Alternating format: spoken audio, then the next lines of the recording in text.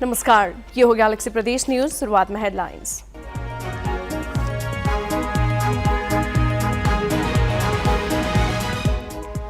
गौतम बुद्ध विमानस्थल विमान कम्पनीहरूको प्राथमिकतामै परेन। सञ्चालनमा आएको 1 वर्षमै अन्तर्राष्ट्रिय उडान ठप्प।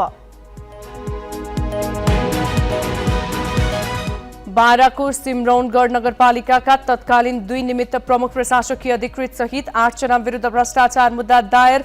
बाटो, ग्राभेल र पोखरी निर्माणमा अनियमितता गरेको आरोप। कीर्तिमानी आरोही कामिरिता शेर्पाले 27औं पटक चढे सगरमाथा। यसअघिको आफ्नै कीर्तिमान भङ्ग। र विकास निर्माणमा राजनीतिक पृष्ठभूमिका ठेकेदारको चरम लापरवाही। सुर्खेतका दर्जन बढी सडक निर्माण वर्षौंदेखि अलपत्र। ठेकेदार सांसदको खोजी गरिदिन स्थानीयको माग।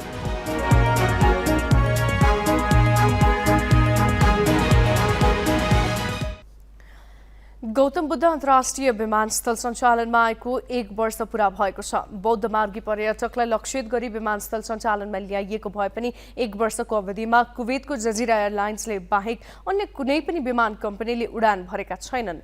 1 वर्ष अघि जजिराकै विमान अवतरण गराई धुमधामले उद्घाटन गरिएको विमानस्थलबाट अहिले जजिराले समेत सेवा बन्द गरेको छ। तामझामका साथ उद्घाटन गरिएको गौतम बुद्ध अन्तर्राष्ट्रिय विमानस्थलबाट अन्तर्राष्ट्रिय उडान अवतरण नियमित हुन सकेको छैन।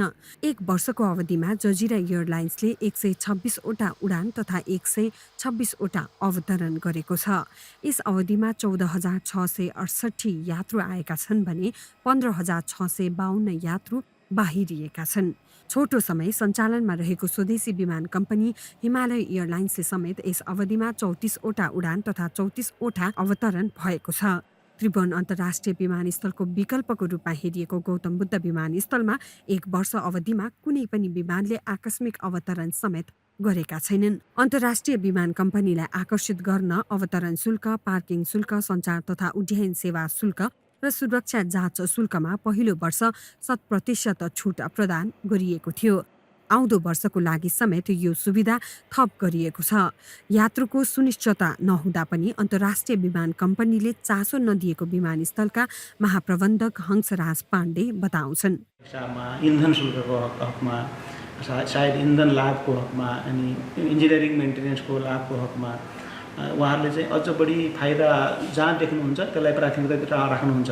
तर इमर्जेन्सीको केसमा चाहिँ उहाँहरूले यसलाई उपयोग गर्ने गरी आफ्नो प्लानहरू राखिरहनु भएको छ र हामी नर्मल डाइभर्सनलाई पनि यता ल्याउनका लागि प्राविधिक रूपमा यसलाई सक्षम रूपमा राखिराखेकै छौँ र अब व्यावसायिक रूपमा पनि यो चाहिँ सक्षम छ, यसलाई किफायती छ भन्ने विषयमा, सेफ, सेक्योर, इफिसियन्ट, इकोनोमिकल छ भन्ने विषयमा हामी उहाँहरूलाई सम्झाउने प्रयास गरिरहेका छौँ। उहाँहरू पनि अध्ययन गरिरहनु भएको छ र मलाई लाग्छ केही समयपछि त्यो रूपमा पनि विमानस्थल आउने नै छ। गएको फागुन 14 गते काठमाडौँको मौसम खराब हुँदा भारतको नयाँ दिल्लीबाट काठमाडौँ आएको भिस्तारा एयरको विमान र दुबईबाट काठमाडौँ उडेको फ्लाइ दुबईको विमान गौतम बुद्ध विमानस्थल नगई भारतको लखनऊ डाइभर्ट भए।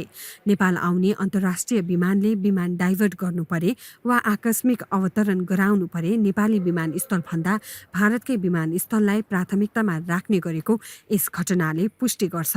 भैरहवा विमानस्थलमा आकस्मिक उडान गर्नु परेमा वा राति होल्ड गर्नु परेमा यात्रुलाई कहाँ राख्ने, चालक दलका सदस्यलाई कसरी व्यवस्थापन गर्ने र दोस्रो दिन उडान गर्नु अघि विमान जाँच कसले गर्ने भन्ने विषय निश्चित नहुँदा पनि आकस्मिक अवतरण गर्नुपर्ने विमान आउन चाहँदैनन्। यसबाहेक नेपाल र भारतमा इन्धनको मूल्यमा रहेको असमानताले भैरहवामा अवतरण गराउन बाधा गरेको छ। नेपालमा हवाई इन्धनको मूल्य $1,360 प्रति 1000 लिटर छ। तर भारतमा सोही परिमाणको इन्धनको मूल्य $998 मात्र रहेको छ। यसले पनि ठूलो परिमाणमा इन्धन भर्ने विमानका लागि गौतम बुद्ध अन्तर्राष्ट्रिय विमानस्थल रोजाइमा पर्दैन। विमानस्थल निर्माणपछि भैरहवा र आसपासका क्षेत्रमा तारे होटल खुल्ने क्रम पनि बढ्यो। विमानस्थललाई नै लक्षित गरी भैरहवा, लुम्बिनी लगायतका क्षेत्रमा साना ठूला गरी 146 वटा नयाँ होटल थपिए। यी होटलमा 30 अर्ब बढी लगानी भएको छ। अहिले विमानस्थल पूर्ण रूपमा सञ्चालनमा आउन नसकेपछि भने लगानी डुब्ने खतराले होटल व्यवसायी चिन्तामा छन्। यसले जुन जजिरा एयरलाइन्स चलेको थियो त्यसले चाहिँ नि पर्यटकहरूमा यहाँ आउने वातावरण चाहिँ थिएन। जबसम्म हाम्रो चाहिँ नि बुद्धिस्ट सेक्टरको श्रीलङ्का, थाइल्यान्ड, म्यानमार लगायत पूर्वी एसियाका जति पनि बुद्धिस्ट साइट छ, यदि हामीले चाहिँ नि यसलाई कनेक्टिभिटी जोड्न सक्यौँ भने यहाँ असंख्य मात्रामा पर्यटकहरू आउने हामी सम्भावना देखेछौँ। विमानस्थल सञ्चालनपछि बजार चलायमान हुने अपेक्षाले अन्य व्यापार व्यवसायमा गरिएको लगानी समेत जोखिममा छ। विमानस्थल सञ्चालनमा आएपछि दैनिक 20,000 व्यक्तिको चाप बढ्ने उद्योग वाणिज्य महासंघ लुम्बिनीको आंकलन थियो। अहिले विमानस्थलबाट अन्तर्राष्ट्रिय उडान अवतरण ठप्प हुँदा निजी क्षेत्रको 60 अर्ब रुपैयाँ जोखिममा छ। ऋणमा लिएर निर्माण गरेको विमानस्थल यसलाई सञ्चालन गर्नमा सरकार चाहिँ नि मुख्य रूपमा पैरवी गर्नुपर्ने स्थिति देखियो। एडीबीले लगानी गर्यो, सम्भाव्य अध्ययन नभइकन यो लगानी नै भएको छैन। हाम्रो बुझाइ, हाम्रो ठम्बे त सम्भाव्य अध्ययन भएको छ र कतिपय बेला हामी भनिराख्छौँ कि फलाना यस्ता अवरोध छन् अथवा फलानाले यो एयर रुट दिएन अथवा एयर रुट प्राप्त गर्न सकेनौँ। यो सबै के पनि कुरा होइन, मिथ्या हो। नेपाल सरकार नै यसमा अग्रणी भूमिका निर्वाह गरेर यो चिजलाई साम्य गर्नु। 2021 सालमा घाँसे हवाई मैदानबाट सुरु भएको भैरहवा विमानस्थल 23 सालमा आन्तरिक विमानस्थलमा स्तरोन्नति गरिएको थियो। 2071 साल माघ 1 गते तत्कालीन प्रधानमन्त्री सुशील कोइरालाले अन्तर्राष्ट्रिय विमानस्थलको शिलान्यास गरेका थिए। 35 अर्ब रुपैयाँ लागतमा निर्माण सकिएको विमानस्थल 79 साल जेठ 2 गते तत्कालीन प्रधानमन्त्री शेरबहादुर देउवाले उद्घाटन गरेका थिए। ग्यालेक्सी फोकेका लागि भैरहवाबाट विवेक विकको रिपोर्ट। बाराको सिमरौनगढ नगरपालिकाका तत्कालीन 2 निमित्त प्रमुख प्रशासकीय अधिकृत सहित 8 जना विरुद्ध भ्रष्टाचार मुद्दा दायर भएको छ। बसबरियादेखि अमरपुर जाने बाटोमा ग्राभेल गर्दा 10 लाख रुपैयाँ भन्दा बढी भ्रष्टाचार गरेको ठहर गर्दै अख्तियार दुरुपयोग अनुसन्धान आयोगले आज उनीहरू विरुद्ध विशेष अदालतमा मुद्दा दायर गरेको हो।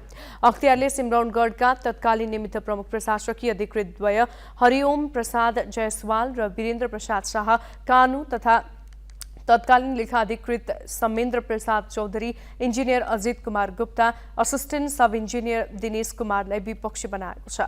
यस्तै उपभोक्ता समितिका अध्यक्ष दिनेश प्रसाद यादव, सचिव वैद्यनाथ प्रसाद यादव र कोषाध्यक्ष गीता कुमारी यादव पनि तानिएका छन्। मध्य प्रदेश सरकारको अनुदानबाट आर्थिक वर्ष 2077-78मा नगरपालिकामा 2वटा योजना सञ्चालन भएको थियो। उक्त योजनाहरू सम्पन्न नै नगरी निमित्त प्रमुख प्रशासकीय अधिकृत, लेखा अधिकृत र इन्जिनियरको मिलेमतोमा उपभोक्ता समितिले रकम निकासा गरी हिनामिना गरेको अख्तियारको आरोप पत्रमा उल्लेख छ। यस्तै तत्कालीन निमित्त प्रमुख प्रशासकीय अधिकृत जयसवाल सहित 3 जना विरुद्ध पोखरी ठेकामा अनियमितता गरेको विषयमा पनि मुद्दा दायर भएको छ। आयोगले आजै जयसवाल, अर्का तत्कालीन प्रमुख प्रशासकीय अधिकृत विश्वराज मरासनी र लेखा अधिकृत समेन्द्र प्रसाद चौधरी विरुद्ध भ्रष्टाचार मुद्दा दायर गरेको हो। तत्कालीन निमित्त प्रमुख प्रशासकीय अधिकृत जयसवालले आर्थिक वर्ष 2075-76मा पोखरी ठेक्कामा 9,95,000 रुपैयाँ राजस्व चुहावट गरेको ठहर गर्दै आयोगले दोब्बर जरिवाना र कैद सजायको माग गरेको छ। अर्का तत्कालीन प्रमुख प्रशासकीय अधिकृत मरासनी र लेखा अधिकृत चौधरीले पोखरी ठेक्कामा 9,22,500 रुपैयाँ राजस्व चुहावट गरेको ठहर गर्दै सो बराबर बिगो दाबी सहित आयोगले मुद्दा दायर गरेको छ। कीर्तिमानी आरोही कामेरिता शेर्पाले 27औं पटक सगरमाथाको सफल आरोहण गरेका छन्। 53 वर्षीय शेर्पा आज बिहान 8:30 बजे 27औं पटक सगरमाथाको चुचुरोमा पुगेको 7 समिट ट्रेक्सले जनाएको छ। यसअघि 26औं पटक सगरमाथा आरोहण गरेका उनले पुनः आरोहण गरेर आफ्नै कीर्तिमान तोडेका हुन्। कामेरिताले सगरमाथासँगै विश्वकै दोस्रो अग्लो हिमाल केटु, चोयु, लोत्से र मकालु लगायतका हिमाल आरोहण गरेका छन्। कामेरितापछि विश्वमै सर्वाधिक सगरमाथा आरोहण गर्ने दोस्रो स्थानमा सोलुखुम्बुकै पासाङ दावा शेर्पा छन्। उनी 26 पटक सगरमाथाको चुचुरोमा पुगिसकेका छन्। इन्धनको भाव घटेपछि यातायात व्यवस्था विभागले लामो दूरीका सवारी साधनको भाडा समायोजन गरेको छ। नेपाल आयल निगमले हिजो रातिदेखि लागू हुने गरी डिजलको मूल्य घटाएपछि विभागले आजदेखि लागू हुने गरी भाडा समायोजन गरेको हो। विभागले वैज्ञानिक भाडा समायोजन प्रणाली अनुसार अन्तर्प्रदेश सार्वजनिक यातायातको भाडा घटाएको जनाएको छ। जसअनुसार लामो दूरीको यात्रुवाहक सवारीमा 3.2% भाडा घटाइएको छ। यस्तै पहाडी बाटोमा चल्ने मालवाहक गाडीको भाडा 4.19% र तराईमा सञ्चालन हुने मालवाहक सवारीमा 4.65% भाडा घटाइएको छ। कर्णाली प्रदेश राजधानीका सडक लामो समयदेखि सांसद ठेकेदार कम्पनीको ढिलासुस्तीले अधुरै छन्। आधा दशकदेखि सुर्खेतका मुख्य क्षेत्रकै 14वटा सडक निर्माण अधुरै छाडिएको छ। सरकारवाला निकायले ताकेता गर्दा पनि निर्माण व्यवसायी सम्पर्कमा आउन सकेका छैनन्। सडककै कारण शास्ति भोग्दै आएका स्थानीयवासी आजित भएका छन्। राजनीतिक पृष्ठभूमि भएका निर्माण व्यवसायीको चरम लापरवाहीले वर्षौंदेखि सुर्खेतका दर्जन बढी पूर्वाधार अधुरै छन्। म्याद सकिएर पटक पटक थप गर्दा पनि सम्पन्न नहुँदा सडककै कारण नागरिकले दुःख झेलिरहेका छन्। रामेछापबाट प्रतिनिधि सभा सदस्य पूर्णबहादुर तामाङको कान्छाराम कन्स्ट्रक्सन कम्पनीले सुर्खेतका 14वटा सडक वर्षौंदेखि अलपत्र पारेको छ। यस्तै दैलेखका प्रतिनिधि सभा सदस्य दिकपाल शाहीको अनक जयदेवी जेवीले पश्चिम सुर्खेतको बाडी चौरदेखि खम्बा गाडे सडक निर्माण अस्तव्यस्त बनाएको छ। निर्माणको कामले गति नलिएपछि सुर्खेतका नागरिकले नै सामाजिक सञ्जालबाट ठेकेदार सांसदको खोजी गरिदिन आग्रह गरे। समयमै सडक नबन्दा बर्खामा हिलाम्मै र गर्मीयामा धुलाम्मे हुँदा आवत जावतमा समस्या भएको छ। जनतालाई दुःख चाहिँ भएकै छ यो बाटोले। अब यसमा हिलो धुलो धुवाँ र स्वास्थ्यलाई अब डाइरेक्ट चाहिँ हाम्रो स्वास्थ्यलाई पनि यसले असर गरेको छ र यस्ता कामहरू चाहिँ समयमै सम्पन्न नहुँदाखेरि यो जनताले चाहिँ शास्ति भोग्नुपर्ने अवस्था छ। समयमा यो नाला नबन्दा हामीले चोटपटक सहनुपर्ने र विभिन्न यावत भन्नाले अब यो नबन्नाले नै धेरै समस्या भन्नाले यस्तो समस्याहरू के छ भन्दा धेरै धुलो धुवाँ भन्दा पनि अब मानव स्वास्थ्यलाई प्रत्यक्ष असर गरिरहेछ यो धुलो धुवाँले।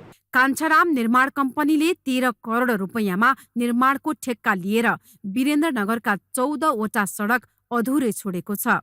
कान्छाराम कन्स्ट्रक्सनले भौतिक पूर्वाधार विकास निर्देशनालयसँग 2078 भदौ 17 गते सडक निर्माणको ठेक्का लिएको थियो।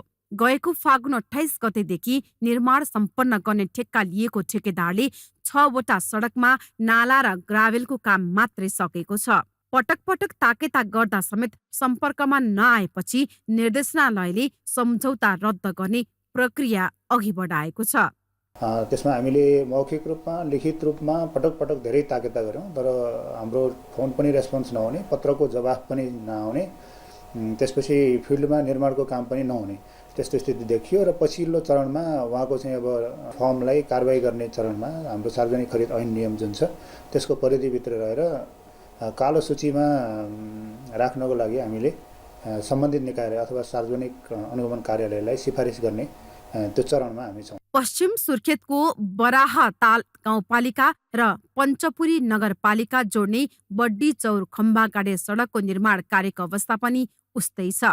प्रदेश सरकारले सडक निर्माणको ठेक्का लिएर काम अलपत्र पार्ने जोसुकैलाई पनि कानून अनुसार कारबाही गर्नुपर्ने बताउँदै आएको भए पनि कार्यान्वयन गर्न सकेको छैन।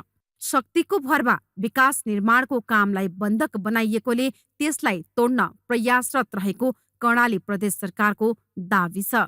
वीरेन्द्रनगरका सार्वजनिक ठाउँका सडकहरू जो छन् ती सडकहरू निर्माण गर्ने कुरा सरकारी कार्यालयहरू त्यसपछि अरू सार्वजनिक क्षेत्रका चाहिँ सडकहरू छन् त्यो निर्माण गर्नको जो ढिलाइ भएको छ त्यो अवस्था चाहिँ मध्यनजर गरेर मौखिक हिसाबले पनि र लिखित रूपमा पनि चाहिँ के भने परिपत्र भइसकेको छ। बेला बेला संसदमा पनि ती विषयहरू उठेका छन्। त्यसलाई मध्यनजर गरेर सरकारले चाहिँ के हो भने आवश्यक चाहिँ कारबाहीको प्रक्रिया अगाडि बढाउँछ। सम्झौता अनुसार काम नगर्दा जमानत रकम जफत गरी ठेक्का तोड्ने प्रक्रिया झन्झटिलो हुने भएकोले निर्माण व्यवसायीले म्याद थप गरी काम नगर्ने परम्परालाई बढावा दिँदै आएका छन्। निर्माण व्यवसायी नै राज्यको कानून निर्माण गर्ने तहमा पुगेकाले योजना अलपत्र हुँदा पनि कारबाही हुन सकेको छैन, जसका कारण नागरिकले शास्ति भोग्न बाध्य छन्। ग्यालेक्सी फोकेका लागि क्यामेरामा विकास खत्रीका साथ सुर्खेतबाट सुदीप पुरीको रिपोर्ट। दाङको घोराही तुलसीपुर 4 लेन सडकको ठेक्का तोडिएपछि सोही सडकमा परेका खाल्डा खुल्ने मर्मत गर्न टेन्डर आह्वान गरिएको छ। सडक डिभिजन कार्यालय दाङले 3 करोड 9 लाख रुपियाँको टेन्डर आह्वान गरेको हो। खाल्डा खुल्नेले दुर्घटना बढेको ठहर सहित तत्काल मर्मत गर्नुपर्ने भएकाले टेन्डर आह्वान गरिएको सडक डिभिजन कार्यालयले जनाएको छ। 4 लेन सडक निर्माणको जिम्मा लिएको भारतीय तथ्य इन्जिनियरिङ एन्ड इन्फ्राले 4 पटक म्याद थप्दासम्म पनि निर्माण अधुरै छाडेको थियो। त्यसको चौतर्फी आलोचना भएपछि सडक डिभिजन कार्यालयले ठेक्का रद्द गरेको थियो। यो कम्पनी सम्पर्कमा नै छैन।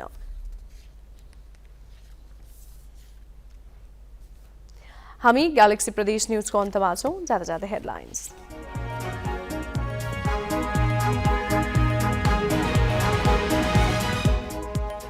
गौतम बुद्ध विमानस्थल विमान कम्पनीहरूको प्राथमिकतामै परेन। सञ्चालनमा आएको 1 वर्षमै अन्तर्राष्ट्रिय उडान ठप्प। बाराको सिमरौनगढ नगरपालिकाका तत्कालीन 2 निमित्त प्रमुख प्रशासकीय अधिकृत सहित 8 जना विरुद्ध भ्रष्टाचार मुद्दा दायर। बाटो ग्राभेल र पोखरी निर्माणमा अनियमितता गरेको आरोप। कीर्तिमानी आरोही कामेरिता शेर्पाले 27औं पटक चढे सगरमाथा। यसअघिको आफ्नै कीर्तिमान भङ्ग।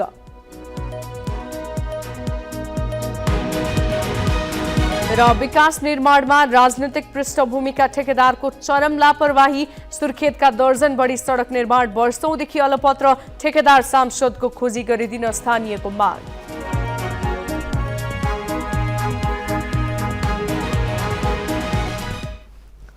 ग्यालेक्सी प्रदेश न्यूज अहिलेलाई सकियो। 8 बजे न्यूज आवर लिएर आउनेछौं। नमस्ते।